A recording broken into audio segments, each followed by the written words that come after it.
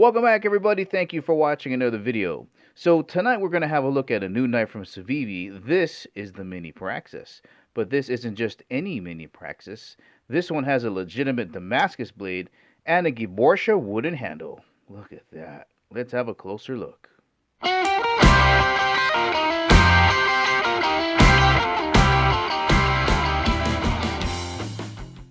And as always, guys, if at the ending of the video you want to purchase this awesome knife and help support the channel, make sure you check out the link in the description below because we do get a commission if you purchase this knife. And before getting started, just want to thank the good folks out at Civivi for sending me this knife to review. Let's have a closer look. Alright, the Mini Praxis is a compact, lightweight knife.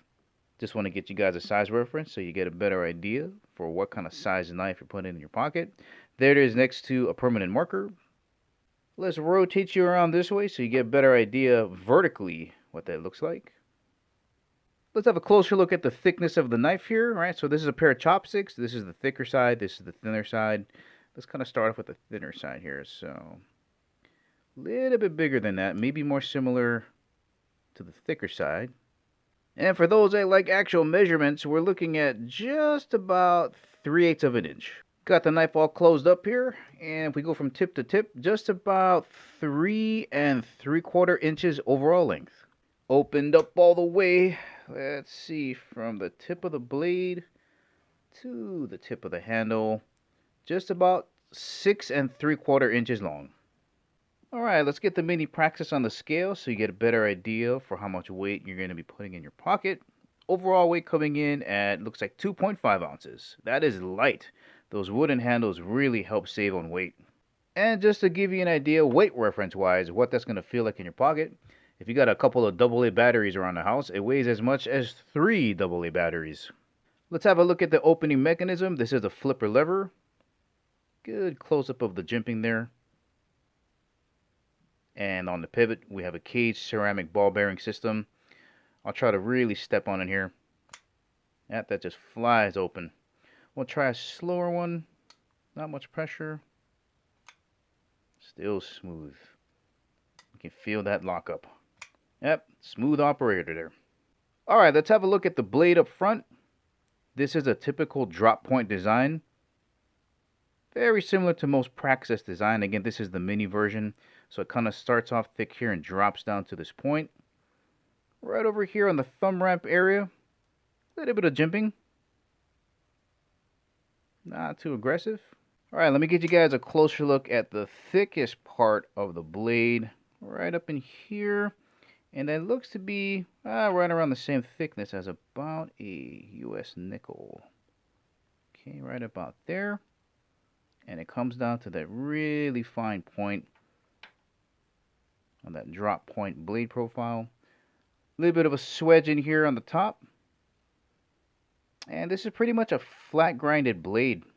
Alright, let's have a closer look at that flat grind. You can see right here, these are the knife flats. And I'm just going to put this pair of chopsticks right on there. And you can see it's pretty flat. Right, there's no curvature in there. This is going to make for a really good slicer, as most drop points do.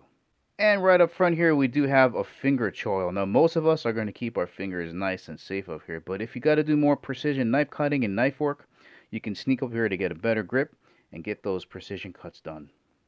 And let's not forget about the first star of the show, this beautiful, legitimate Damascus steel. And the reason I'm saying that is some companies just laser etch this pattern on here.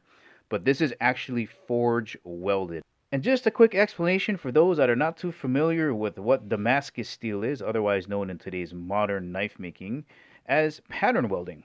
Now, back in the day, they actually had Damascus steel, and when you forged it, it would give you a randomized, beautiful pattern, and that was known as Damascus steel. Nowadays, what they do is that they take different billets of steel and they stack them on top of each other, they weld them, and then they forge them. So this is just an example of how it could be stacked. There's many different ways of doing that. So let's pretend that the spades, hearts, and clubs are different types of steel, and each card represents a billet. Alright, so here's a quick example of how you might stack these individual steel billets. You keep them even. So you got 2 spades on this side, 2 spades on that side, 2 clubs on this side, and then 2 clubs on this side. Then in the middle, you would have your cutting edge. You stack them on top of each other. You weld them together. and then you start forging it out. And every time you pound on that steel, you're displacing some steel and you're making a pattern. And depending on what type of forging process they use, it's going to affect the pattern that you get. But once it's done, they basically dip this in some acid etch to reveal the pattern after the forging process. And that is an absolutely gorgeous, I would call that a wave design maybe, but that is stunning. Love Damascus steel.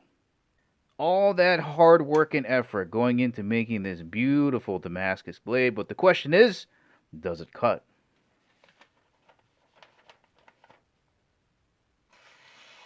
Yeah, it cuts.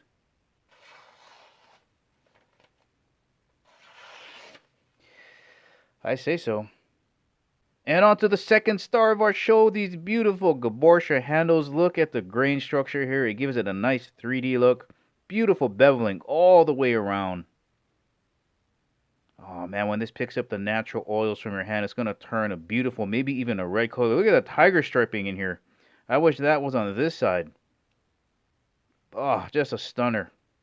Look at that. I think that side is nicer than this side, but oh man, look at that. Beautifully done. And of course, like the Praxis line, you do have finger grooves that are very comfortable to grip onto. Nice little running arch back here to fit into the curvatures of your hand. Nice comfortable grip. Let's have a look at the locking mechanism, which is a liner lock. When you open the knife, this arm swings open and locks over at the base of the blade. To close, you just have to move it on the side like this and close. So one-handed operation, very smooth, very easy. These do have skeletonized liners. We can see right down in here and right on top here, those cutouts on the inside save on weight. Beautiful matching black hardware. Torque screws are here so you can take the knife apart and lubricate and clean. Same thing on the pivot. Pocket clip and liner, all black. And it really does match the color of the Damascus steel. Alright, this is a tip-up carry knife only. There's another look at the pocket clip there.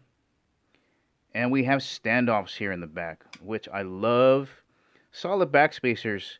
It's really hard to clean here. If you have some canned air, you can just blow out all the debris in there. Let's have a look at how deep this pocket clip is. And I can tell you right now, just by looking at it, this thing is going to disappear in your pocket. And with it being so light in weight, you're not even going to notice it's there. Once again, guys, this has been the Mini Praxis by Civivi. There's so much to love about this knife. You got this beautiful Damascus steel, beautiful Gaborsha wood handles, lightweight, compact. If you're looking for a knife to really impress people when you whip it out of your pocket, this is going to be a great option for you.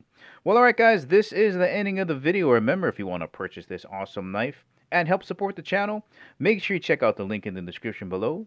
Thank you for watching. I'll catch you in the next video.